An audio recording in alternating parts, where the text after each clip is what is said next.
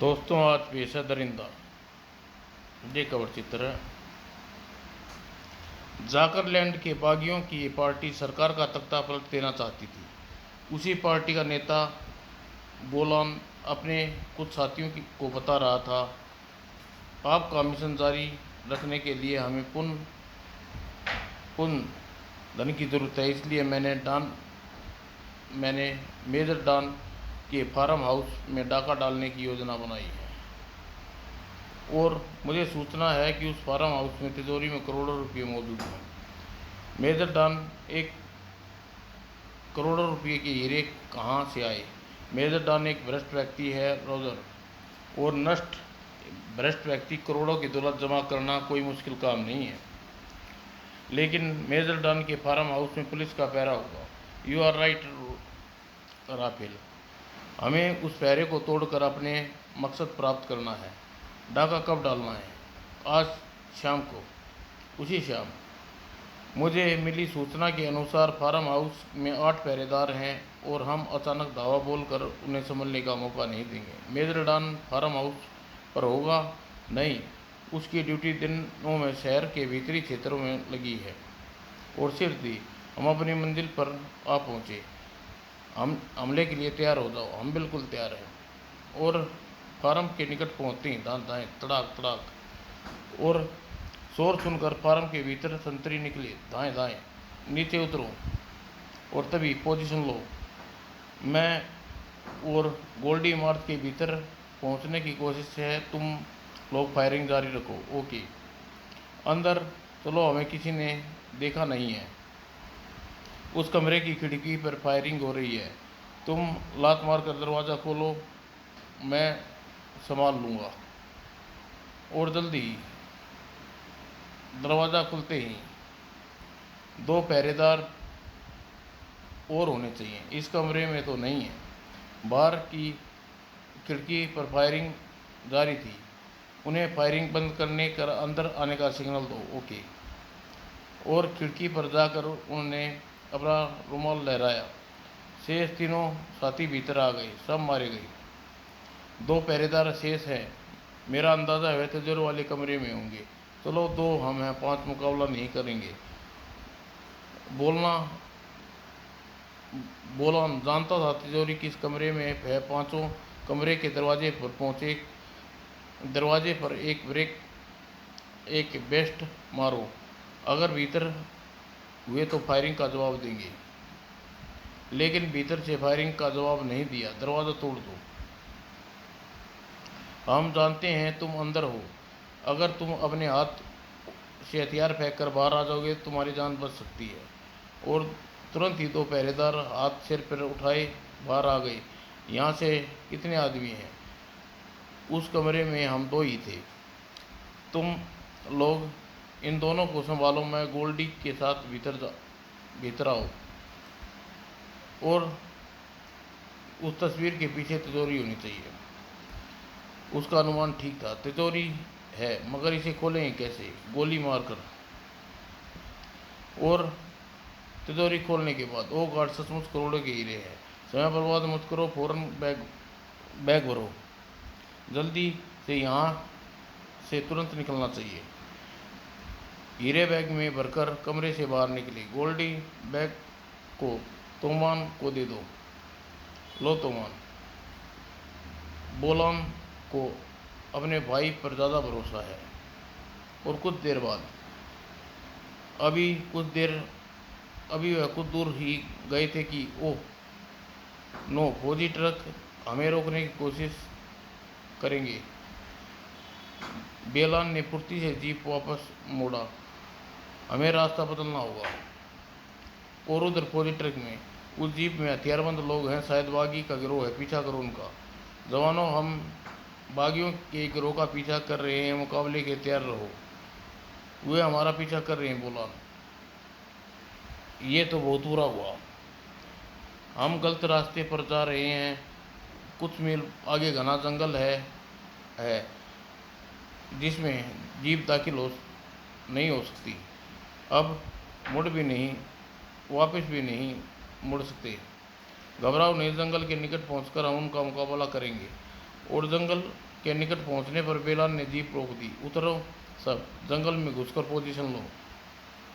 और jeep truck जैसे ही वहां पहुंचा,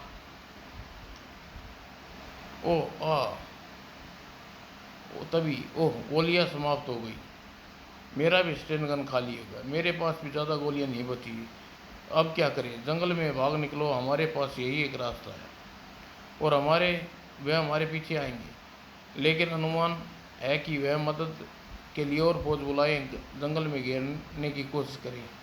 बेलान का अनुमान ठीक था। फौजी अफसर ने अपने अफसरों को सूचित किया, यस यस, आप फौरन को सिपाही भेजिए। और पांचों गाड़ी झाड़ियों में ठोकरें खाते हुए जंगल में भागे जा रहे थे। भैया, इस तरह कब तक भागते रहेंगे? जब तक दम में दम है, भागते रहो। आखिर भागते भागते थक कर रुक गए। अब और नहीं भागा जाता। ठीक है, अंधेरा हो गया है, रात यहीं गुजार लेते हैं। और लकड़ी एकत्रित करी की आग जलाई, इर्द गिर्द बैठ गए। बहुत खतरनाक जंगल है, हम कितनी दूर छुपे रहेंगे? आज रात गुजार जाने के बाद सुबह ही यहाँ से निकलने का रास्ता खोजेंगे। और तभी आग बुझाओ, ऊपर हेलीकॉप्टर है। जूतों से उन्होंने आग बुझाई। वह हेलीकॉप्टर से हमें तलाश कर रहे हैं। रात के समय क्यों? इसलिए वह जानते हैं जंगली जानवरों से डरने के लिए हम आग जरूर जलाएंगे और रात के समय आग का प्रकाश उन्हें देखा जा सकता है। हेलीकॉप्टर हमारे ठीक ऊपर चक्कर काट रहा है, शायद उन्होंने हमें देख लिया है। गोल्डी ठीक कह रहा है, हमें यहाँ से आगे चलो। और एक बार फिर और आगे बढ़ना शुरू कर दिया। ऊपर अंधेरे में कुछ दिखाई नहीं दे रहा, मजबूरी है, ऐसे ही चलना पड़ेगा। और उधर हेलीकॉप्टर में सवार बागियों को देख नहीं पाए थे। नीचे कुछ दिखाई नहीं दे रहा। मेरा विचार है वापस चलना चाहिए, यह जंगल बहुत खतरनाक है। बागी अब यहाँ जीवित नहीं निकल सकते, या जंगली जानवरों का शिकार बन जाएंगे या फिर भूखे प्यासे मर जाएंगे। ठीक है, वापस चलो। और हेलीकॉप्टर वापस चला गया। हेलीकॉप्टर की आवाज़ दूर जा रही है, यानी निराश होकर वापस चले गए। तब रुक जाते हैं, हमें भी बहुत थक गए हैं।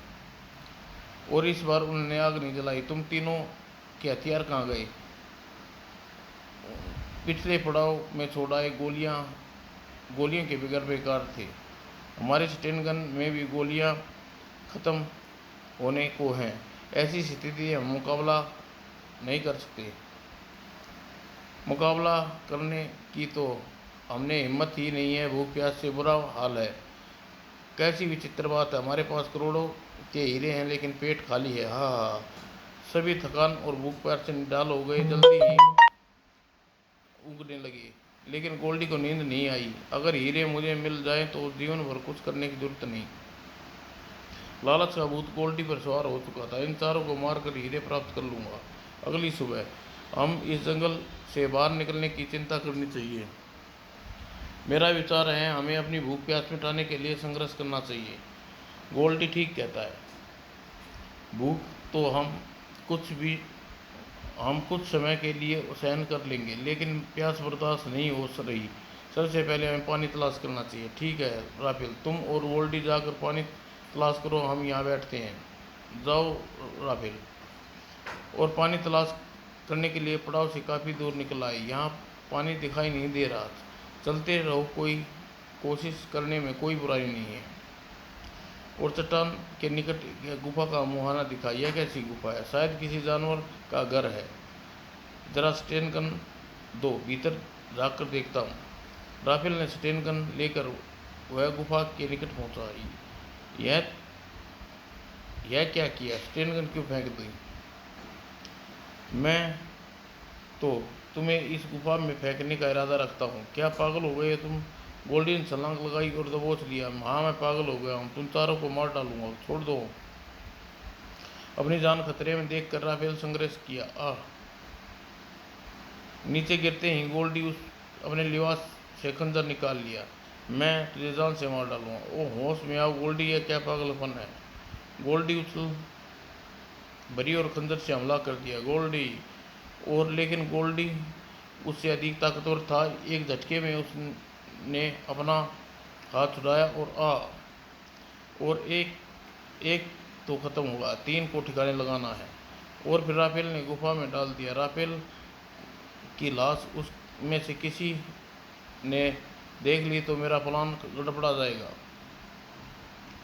और तीनों साथी परेशान थे। उन्हें गए हुए 1 घंटा से ज़्यादा हो गया, किसी मुसीबत में ना फंस गए हों। मेरा विचार है रास्ता चोरी जारी करूं ना बाबू, मुझ भला कह रही है तू, यो जावे मेरा लाडला बेटा।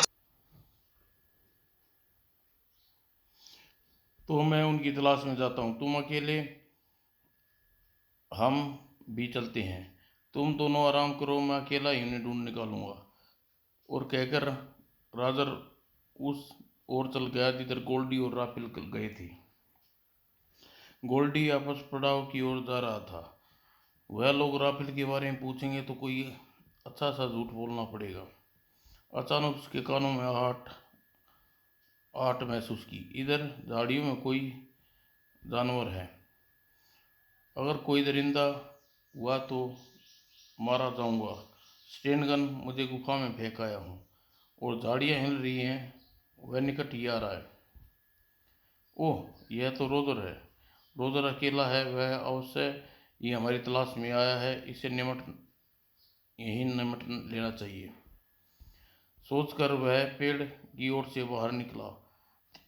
गोल्डी, थैंक्स गॉड तुम मिल गई। हम तुम्हें ढूंढने आए थे। वो, हाँ, हमने सोचा शायद तुम लोग रास्ता भटक गए हो। राफेल का है। राफेल मर गया। कैसे मर गया? मैंने उसकी हत्या कर दी और अब तुम्हें भी मार डालूंगा कहकर। आ लेकिन इससे पहले राजल समझ चुका था, कमीने। आ और राजल ने तुरंत उस पर छलांगा लगाई, लेकिन गोल्डी ने फुर्ती से राजल की छाती पर चढ़कर बैठ गया और गोल्डी के सिर पर खून सवार था। उसने राजल का सिर जमीन में टकराना शुरू कर दिया। आह आह, और जमीन की नोकदार पत्थर उभरा हुआ था जिससे राजल का सिर फाड़ डाला। आह, इसकी लाश भी ठिकाने लगा देता हूँ। कुछ समय बाद वह वापस पड़ाव में पहुंचा। तुम आ गए राफेल। और राफेल कहाँ है? और रोदर भी तुम दोनों की तलाश में गया है। राजर हमें मिल गया था और राफेल पानी की तलाश में आगे गई है। मैं थक गया था, मैं इसलिए वापस आ गया। अगर पानी नहीं मिल रहा था तो दोनों भी वापस आ जाना चाहिए था, मैंने कहा था, लेकिन उन्होंने मेरी बात नहीं मानी। अजीब मुसीबत है, अब दोनों की प्रतीक्षा में यहाँ बैठना होगा। बेलान और तोमान अपने साथियों के विषय में सोच रहे हैं और गोल्डी हीरो के विषय में। जब तक बेलान और के पास रिवॉल्वर है, हीरे प्राप्त नहीं कर सकता। पहले मुझे स्टेन गन पर कब्जा करना होगा। और प्रतीक्षा करते हुए 2 घंटे बीत गए। कहाँ चले गए दोनों? मेरा ख्याल है उन दोनों को जंगल के बाहर जाने का रास्ता मिल गया होगा शायद। नहीं, वे हमें छोड़कर नहीं जा सकते। तो फिर वापस क्यों नहीं आए? मैं तो कहता हूँ कि हमें आगे बढ़ना चाहिए और एक जगह बैठ रहने से हमारे लिए खतरा है। थोड़ी बहस के बाद गोल्डी की बात मान ली और वह आगे बढ़ने गए। और काफ़ी देर चलने के बाद एक स्थान पर बाहर निकला। अरे, यह किसी पुराने मंदिर के खंडर हैं। यह कुआं। तीनों लटक रहे कुएं के निकट झांका। यह तो सूखा है, लगता है पानी हमारे नसीब में नहीं है। यह रास्ता यहाँ होने का मतलब कभी पानी था कुएं में।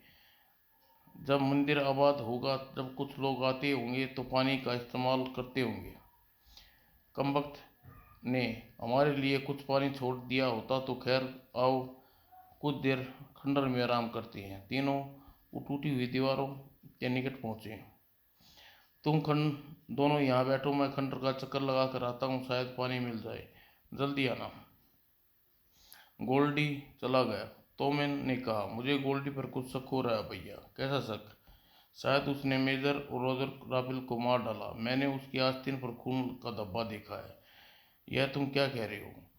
तुम भला वह अपने साथियों को क्यों मारेगा? हीरे के लिए। हो सकता है वह हमको भी समाप्त करके हीरे पर अधिकार करना चाहता है। गोल्डी वापस आ गया। उसकी बात सुनकर बेलान सोच में पड़ गया।